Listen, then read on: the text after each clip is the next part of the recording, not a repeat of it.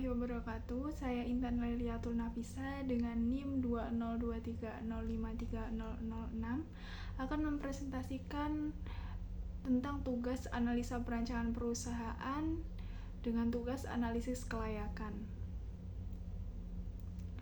Yang pertama ada bab 1 pendahuluan dengan latar belakang. Untuk pemenuhan makanan yang kaya akan protein, masyarakat pada umumnya memilih makanan yang mudah didapatkan dan memiliki gizi yang baik. Masyarakat khususnya di daerah pedesaan akan lebih memilih makanan dengan kandungan gizi yang hampir sama tetapi memiliki harga yang lebih terjangkau. Pemenuhan tersebut dapat diperoleh dari berbagai sumber, salah satunya dengan ikan lele. Ikan lele ini pada umumnya lebih murah dibandingkan dengan ikan budidaya lainnya. Berdasarkan website dari statistik KKP Go ID, rata-rata harga ikan budidaya paling murah adalah ikan lele. Dengan kandungan gizi yang banyak dan dengan harga yang terjangkau ini akan menjadikan peluang ikan lele memiliki market yang besar. Jenis ikan lele yang akan digunakan pada bisnis ini adalah ikan lele mutiara. Dikarenakan ikan lele jenis ini dikenal lebih tahan keadaan, kecepatan pertumbuhannya mencapai 10-40%, masa pemeliharaannya lebih singkat, keseragaman ukuran tubuh ikannya lebih bagus, dan memiliki tingkat feed conversion ratio lebih rendah dibandingkan jenis ikan budidaya lainnya seperti ikan lele jumbo dan ikan lele sangkuriang. Selanjutnya, ini merupakan data yang diperoleh dari website statistik yang tahun update terakhirnya 2022.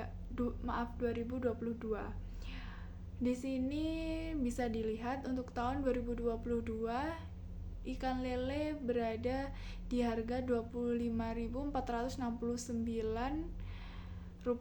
sedangkan ikan mujair, ikan patin, ikan gurame, ikan bandeng, kepiting, udang air tawar, ikan mas dan ikan nila jauh di atas ikan lele. Jadi bisa dikatakan ikan lele ini ikan termurah pada data yang disajikan oleh Badan Statistik di tahun 2022.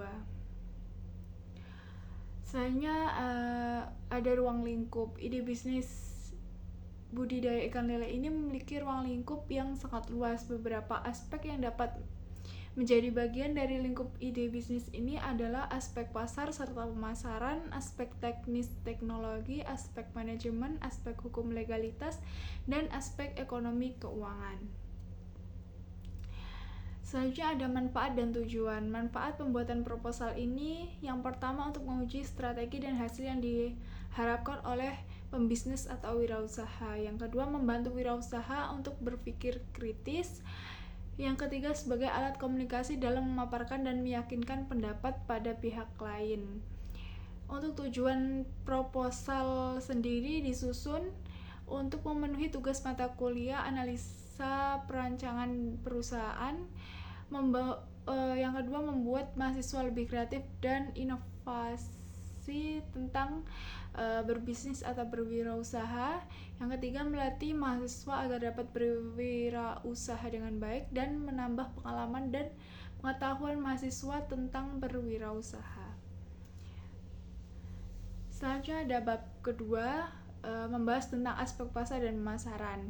Untuk yang pertama ada produk. Bisnis budidaya ini merupakan bisnis yang mempunyai fokus dalam produksi yang secara terkontrol dalam rangka mendapatkan keuntungan. Produk yang akan dihasilkan dalam bisnis ini adalah ikan lele yang siap untuk dikonsumsi atau ikan lele konsumsi.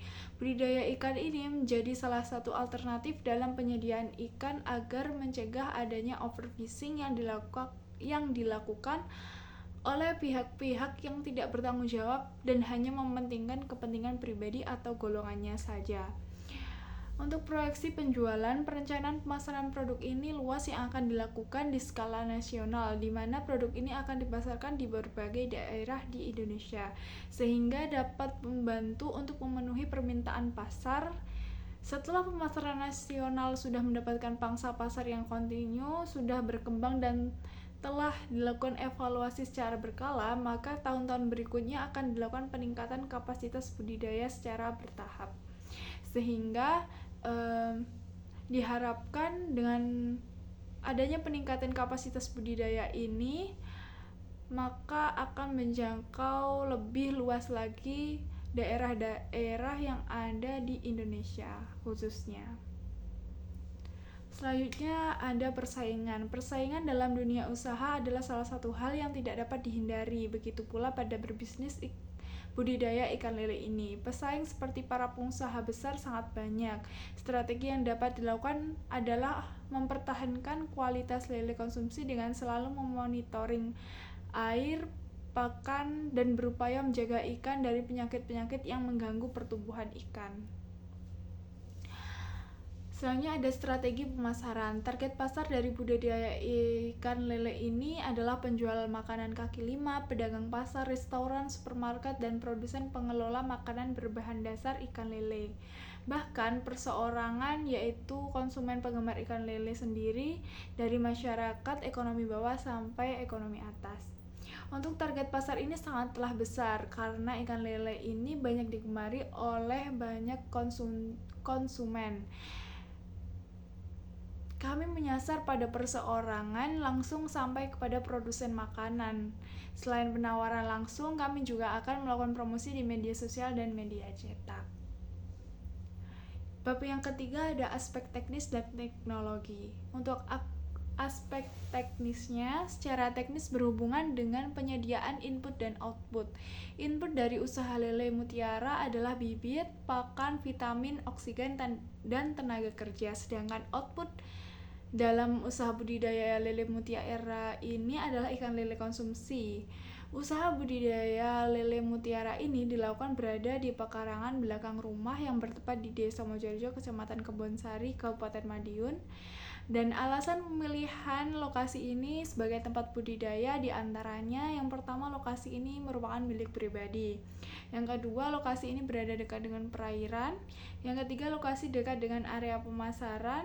Yang keempat, lokasi berada di tengah-tengah area penduduk. Dan yang kelima, lokasi ini strategis dan mudah untuk dijangkau.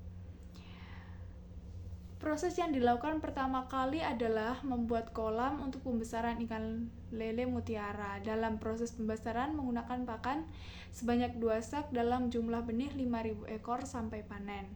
Dalam proses obat-obatan yang digunakan untuk mencegah penyakit adalah daun pepaya dan mengkudu.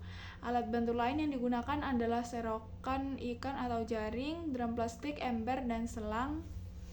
Kemudian selanjutnya ini merupakan tabel dari barang-barang yang akan dibutuhkan, seperti ada gorong-gorong, paranet, bambu, pipa, drum plastik, selang, jaring, ember plastik, pakan, bibit, listrik, dan lain-lain.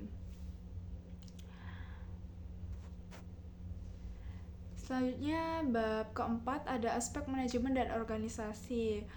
Struktur organisasi dalam melaksanakan kegiatan usaha ini akan dipimpin secara langsung oleh pemilik usaha yang bertugas untuk memimpin dan bertanggung jawab dalam menjalankan perusahaannya, dan akan dibantu oleh beberapa bagian terkait seperti bagian keuangan, bagian produksi, dan tentunya ada bagian marketing. Untuk deskripsi pekerjaannya, tanggung jawab dan tugas dari setiap komponen organisasi perusahaan bisa dirinci. Yang pertama ada pemilik.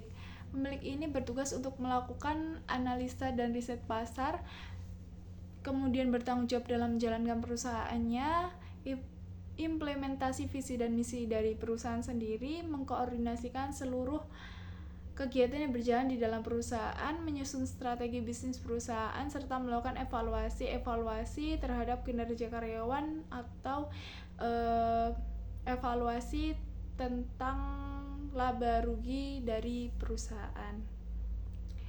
Selanjutnya ada bagian keuangan. Bagian ini bertugas untuk melakukan planning, peramalan, serta menyajikan laporan kebutuhan budget dan melaporkan pengeluaran dalam bentuk laporan mingguan, laporan bulanan, dan tahunan.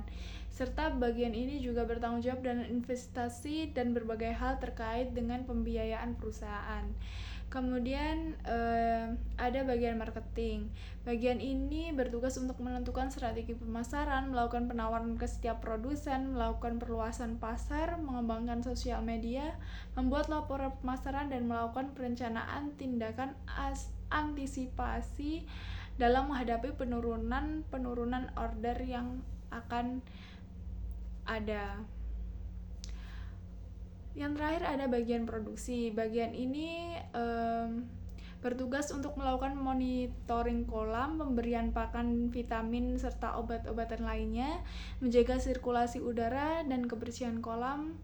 Yang terakhir ada memelihara peralatan produksi. Untuk kualifikasi tenaga kerja, yang pertama untuk bagian keuangan.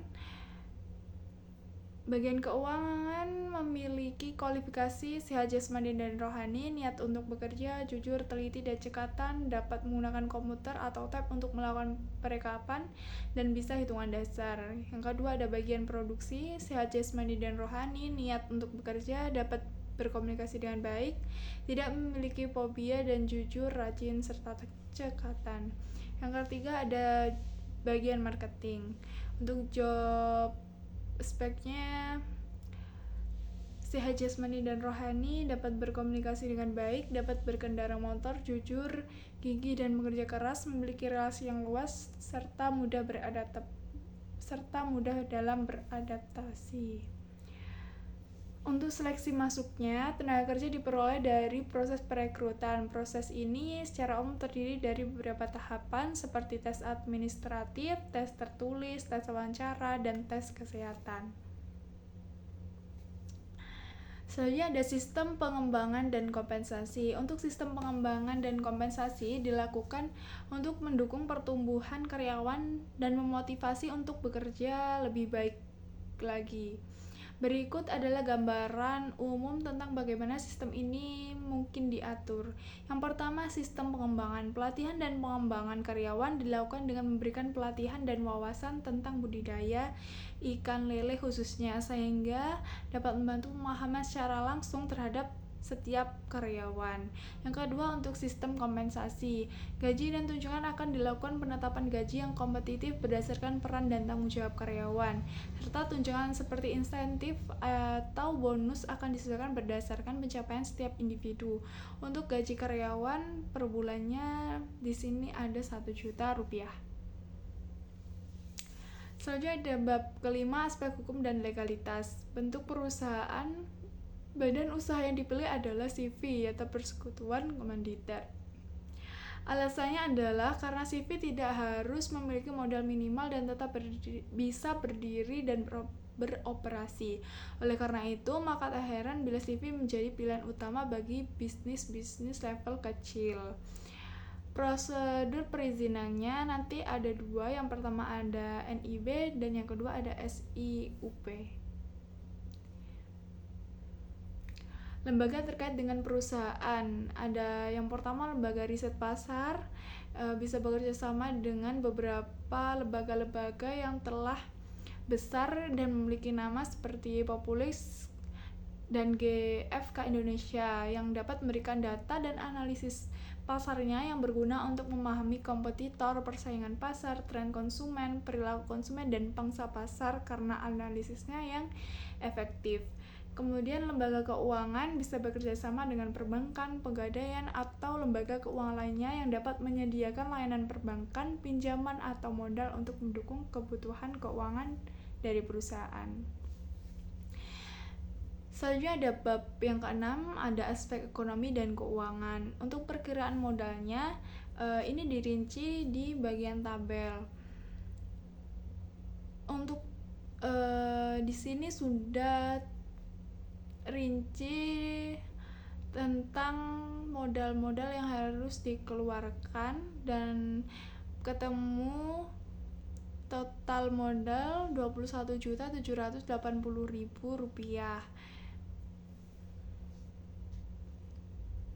Dari tabel di atas dapat diketahui bahwa dari 5.000 ekor bibit akan menghasilkan 1.000 kilo ikan lele konsumsi dengan harga per kilonya kita asumsikan 25.000 per kilo dengan total modal awalnya tadi 21.780.000 dan hasil panennya nanti ada 25 juta. Keuntungan yang akan diperoleh kurang lebih ada 3.220.000 dengan asumsi resiko kegagalan ini belum diperhitungkan. Untuk sumber pembiayaannya sendiri berasal dari dana pribadi pendiri perusahaan.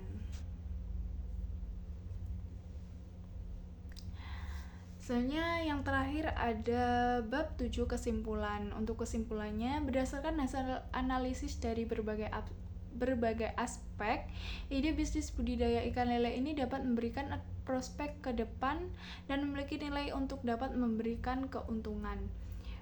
Penutup, kami menyadari bahwa proposal ini jauh dari kesempurnaan, oleh karena itu kami mengharapkan kritik dan saran untuk membangun proposal ini menjadikan proposal yang lebih baik lagi.